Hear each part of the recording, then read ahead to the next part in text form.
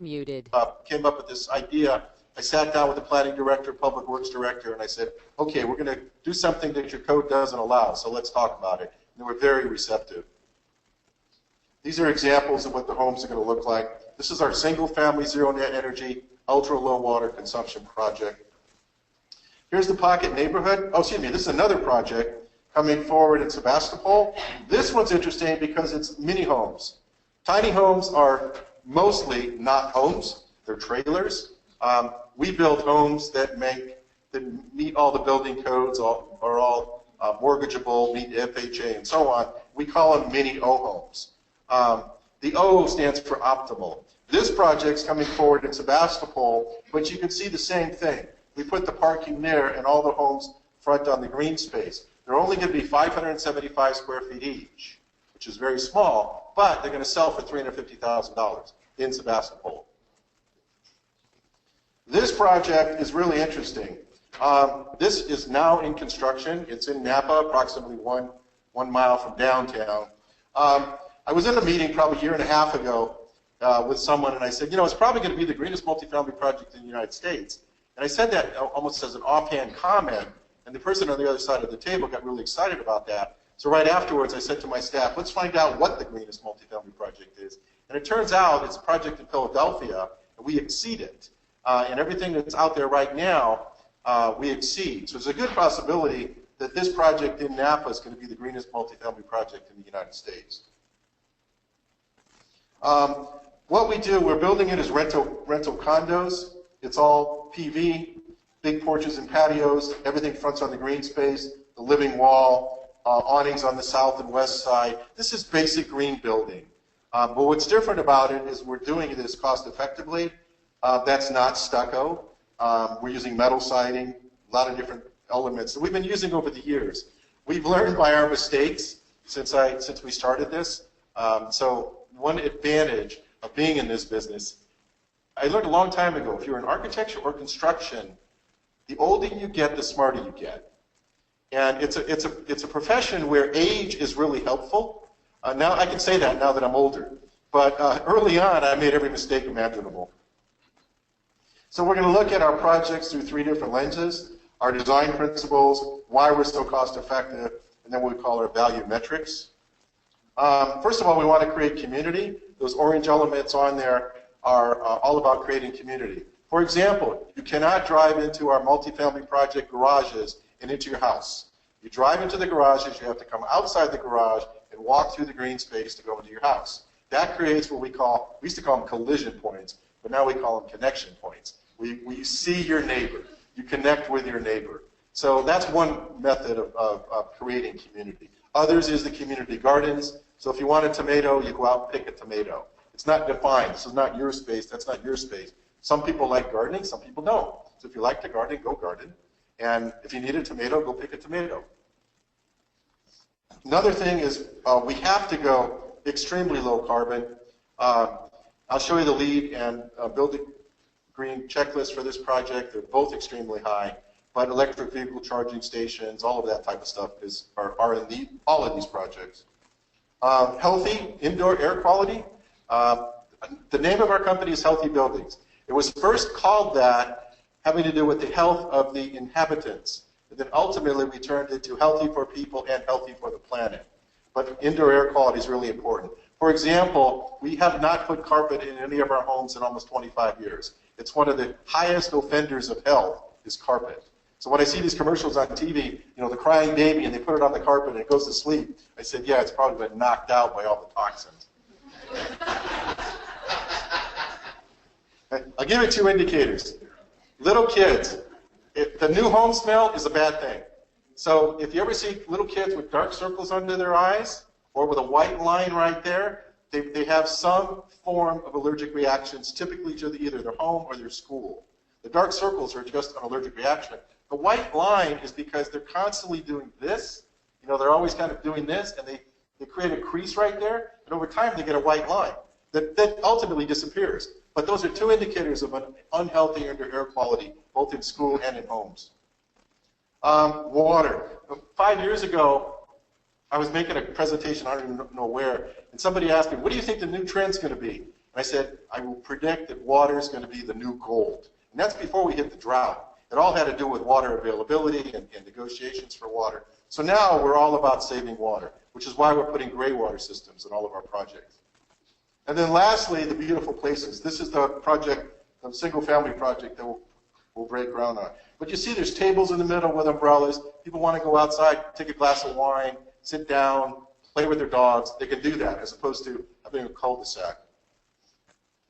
How do we do this? Smarter plus faster equals greener and healthier. We have to be smarter. We 3D model everything. We have very sophisticated computer modeling. Remember, we're the architects, the general contractors, and the developers. By having that complete connection of all the responsibilities, we cut out a lot of the, what I'll call, waste. We panelize. We build in steel and we build off-site. So, for example, that's one of our facilities where we will build all of the walls, all of the floors, and all of the roofs.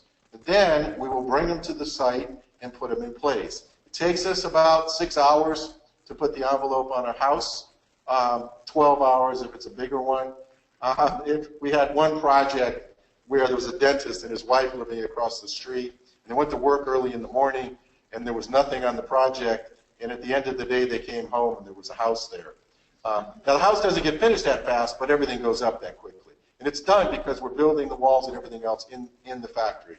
This meets all building codes, meets every code imaginable. I did a project early 2000s, and I drove a big multifamily project, and I drove up one morning, and there was it was in Napa, all these city of Napa government vehicles were there, 3 fire trucks, and I said, oh my God, what happened? Somebody got hurt, whatever happened.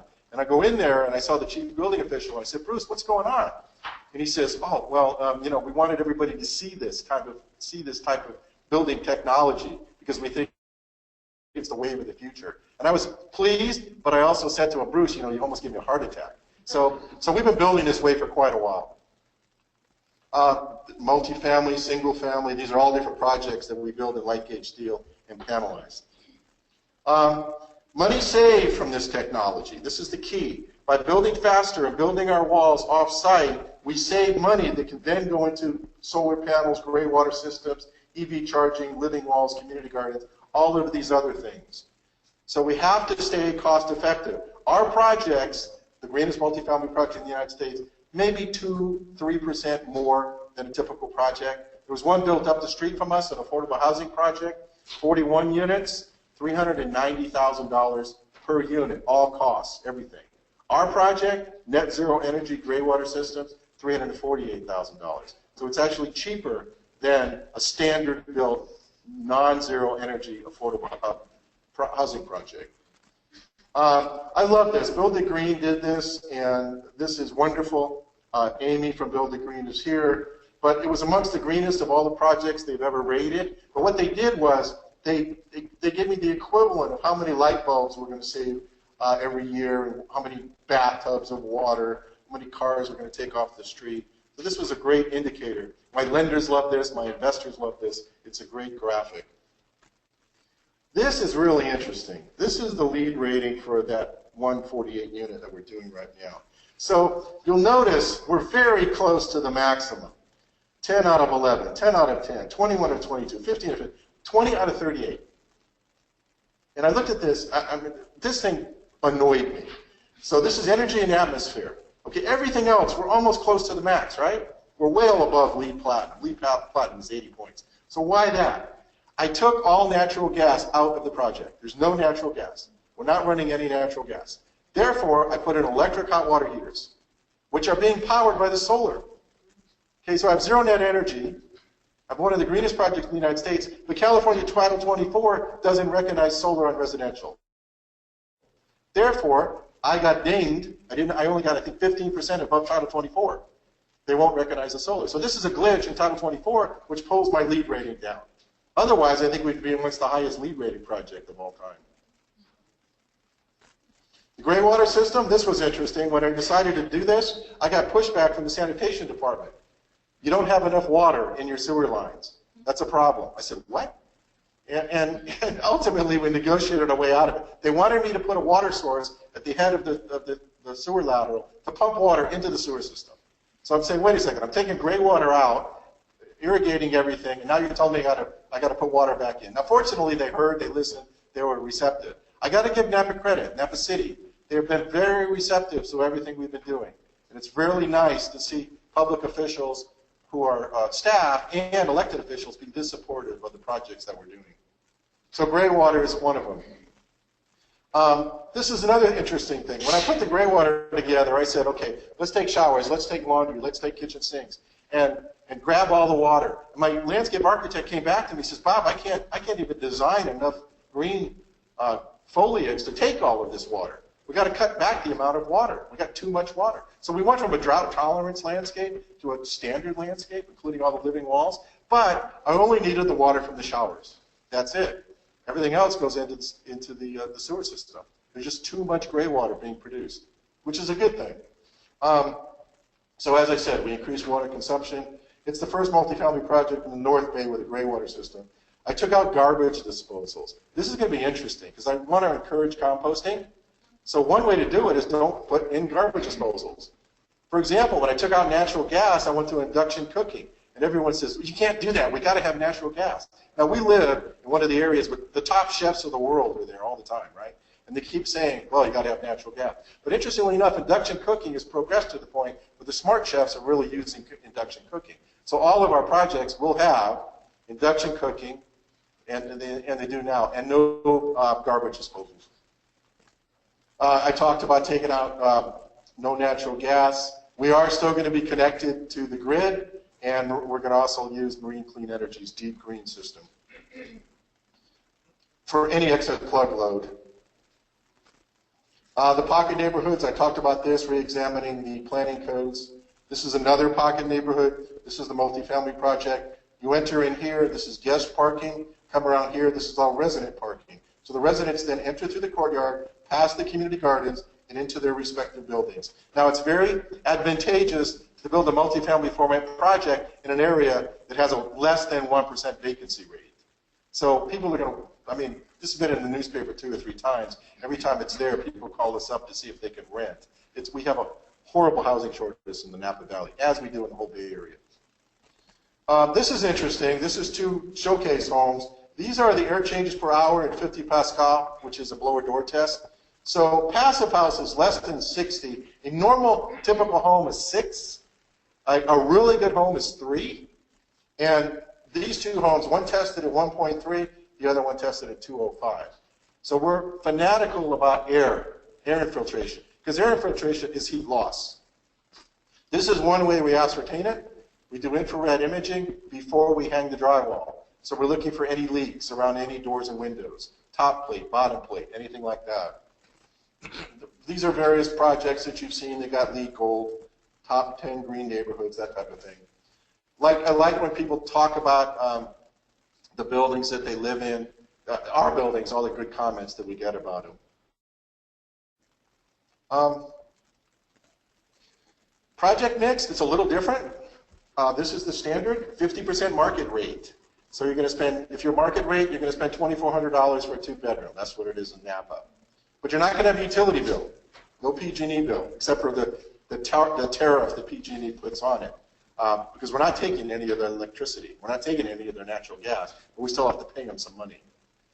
25% workforce housing, which is about 120 AMI, and then 15% deed restricted affordable. So this is our unit mix in Napa, a new project we're doing up Valley, in the Napa Valley, a 52 unit. This is our unit mix. And this is one of the reasons we do this. We want to get a financial return. We want to promote health and wellness.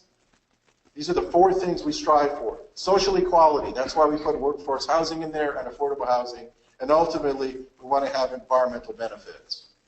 I loved what this gentleman said before about we only have one planet. And you know, our kids have got to grow up on this one planet. So our goal is to modify the built environment. And this is what I've been doing since I started it. And this is my license plate to change the world. So we try to do it through the built environment. One last point here, and then I'll take any questions. Today's all about CALGreen, and CALGreen is wonderful. It's one of the best ordinances any state has. But from the viewpoint of a green builder, it's a very low bar.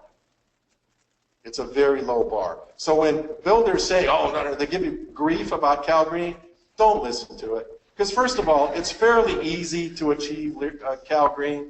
Tier 1 and 2 is very easy to achieve. And if they know what they're doing, that shouldn't cost them any more money. So really stand up for it. I mean, LEED Platinum for me, a long time ago we passed LEED Platinum. There's no reason why builders can't do what we do if they're giving a nudge. And you guys are the nudgers. So I wanted to kind of give you that little push there, that what you're really doing here is making the world a better place for your kids. So if somebody's sitting across the table from you or the counter from you and giving you arguments, well, why do I have to do this? Why do I have to save water? I've never had to put this much insulation in. Why do I have to, fill in the blanks? There's really good reasons to do it. Okay? Thank you very much.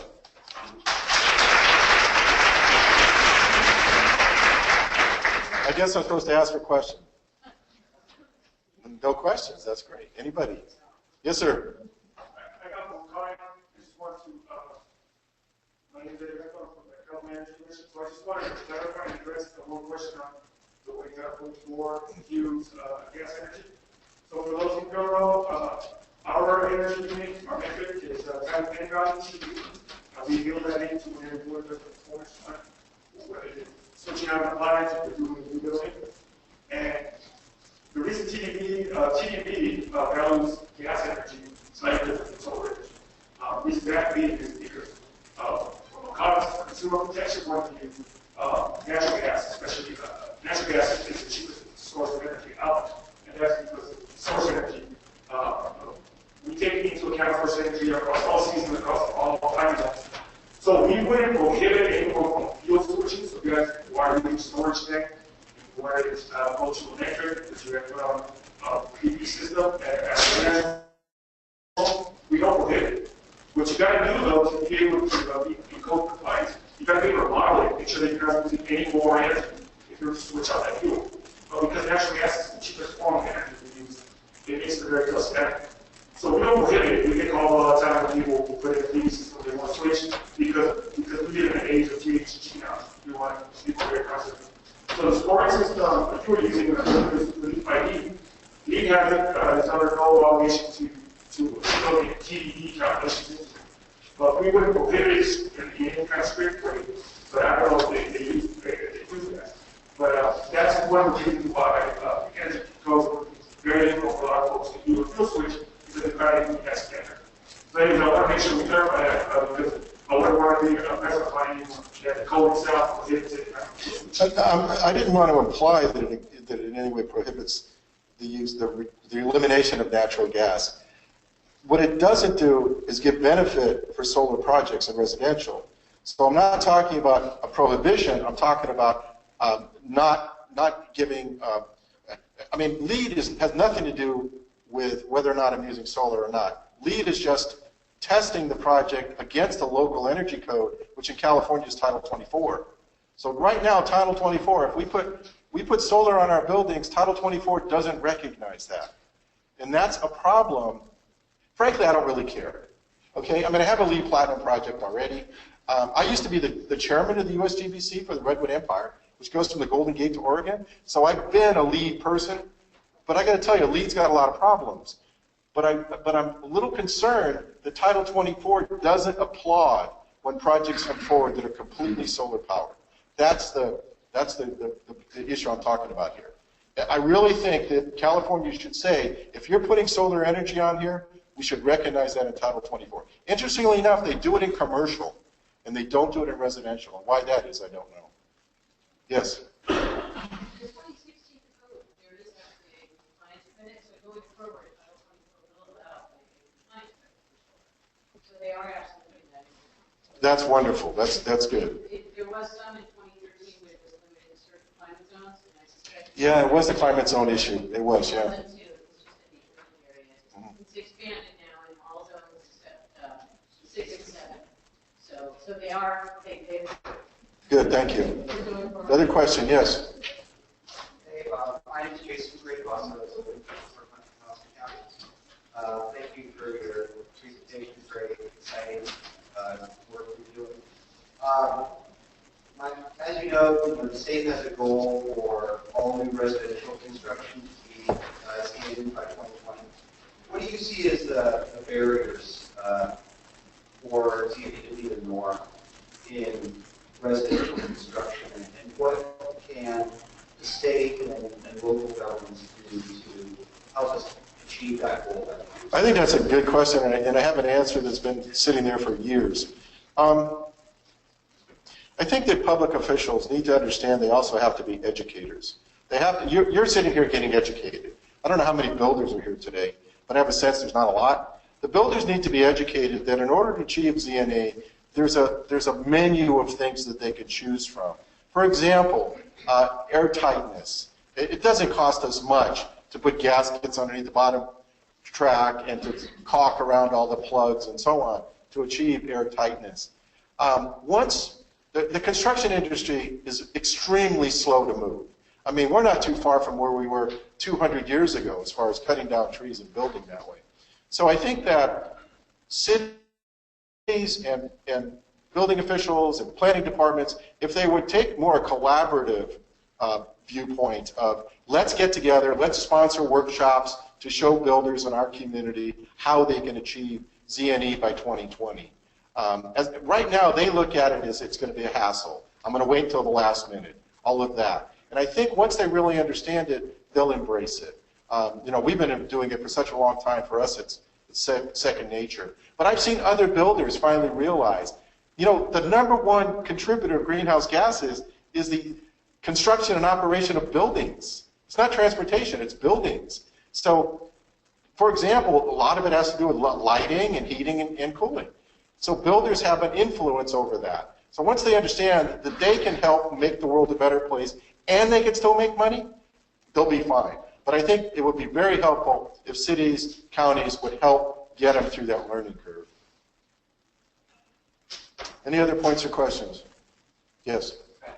Sebastian from AA. I was just wondering, I don't know if you've done any sort of this analysis at all, but if you looked into the life cycle costs of doing steel construction on site versus other types of construction. It's an excellent point. It's an excellent point. Life cycle, embodied energy, all of that stuff. For one thing, most of our steel has a very high recycled content, but I learned a long time ago that green building is all about trade-offs. For example, there's advantages to wood, but then you've got to get a renewable wood, and a renewable wood is defined by the growth cycle of 10 years or less. Then we get into the Sustainable Forest Initiative, and we get into all different things that try to do it. So in my Rubik's Cube of constantly changing things and adjusting things, we found that using light gauge steel with a high recycled content and building off-site is the least expensive, which then allows me to put PV on it, to put electric vehicle charging stations. If I did it in wood, I could not panelize the way we do it. It's too heavy, the quality of the wood is too poor. For one thing, you can create an airtight barrier with wood, but over time, wood shrinks, twists, and so on, and opens up the envelope. Steel doesn't do that, you know? So again, it's the Rubik's Cubes of combinations of solutions that in our time, this is the one we've come up with. Okay, so like basically the entire building life cycle is probably more efficient overall. Oh, absolutely. For example, our building's maintenance is extremely low. You know, a typical commercial building's got a 25% operating expense. Our buildings are 15. So you're going to, the life cycle of it, for example, no carpets. You put carpets in residential buildings, every 3 to 5 years you're changing out the carpets because the tenants have abused them or just wear and tear. There's no change out of carpets in ours. So the life cycle costs are much lower than a standard building. Yes?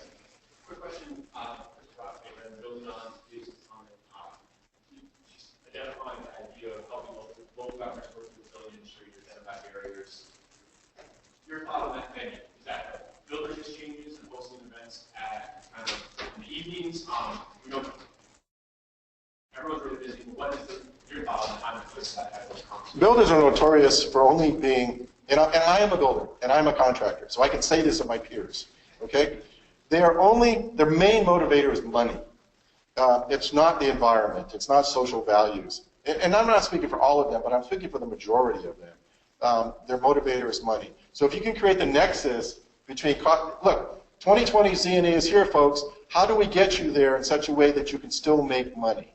That's the message that you have to send. For example, I was involved in a big nonprofit. We couldn't talk about global warming.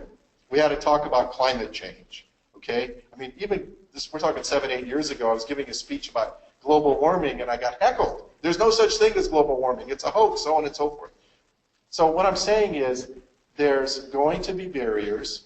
I would start by, this is organizational psychology, start with the leaders, start with the decision makers, get them together for a lunch, after work, hey guys, this is what we want to do. What are your thoughts? Get them as part of the collaboration to the solution.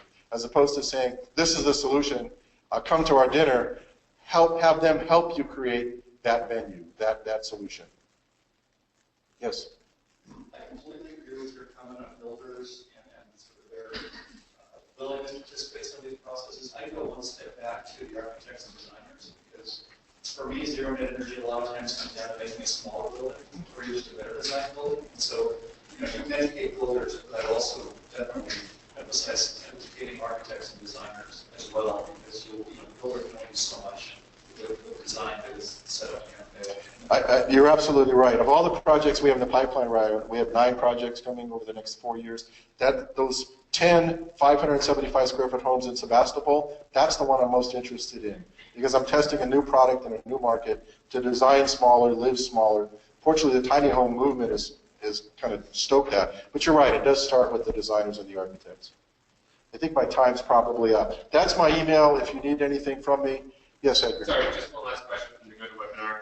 Any suggestions to apply your building methods to remodels and additions?